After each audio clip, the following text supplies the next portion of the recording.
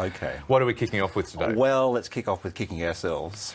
Okay. Daily Telegraph front page has another go at the Q&A omni-shambles. They've suggested a new title for the corporation. ABC stands for Arrogant Brazen Contempt. I have some other alternatives. Yes?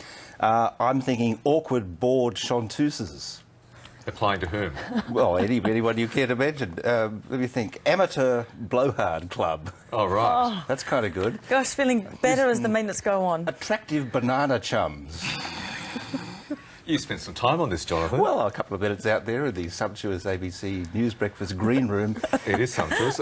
surrounded by tropical fruits, just jotting down some thoughts. What's the Daily Telegraph story on about? Well, apparently, scandalously, we repeated Monday's episode of Q&A.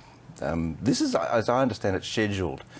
You can also catch Q&A on iView if you want to watch Monday's episode again, in which this young man, whose main crime is against fashion, I think, looking at that hat.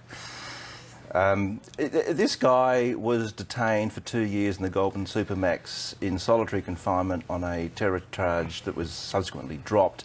He was then convicted of another lesser charge and released because of time served. It wasn't quite a lesser charge. He was convicted of threatening to kill ASIO officers. It was a lesser charge than the one that he was originally detained for. His point on Q&A, and his point consistently, is that ISIS are dills, and that people would be an idiot to get involved with terror. His problem with Steve Ciobo, there pictured, was that it's the sort of attitude, the sort of confrontation from government which is radicalising young people like him. He may have expressed it clumsily. He may have not expressed it in a way that everybody immediately understood, but that was his point. And I think that's a fair point in the conversation we're having now.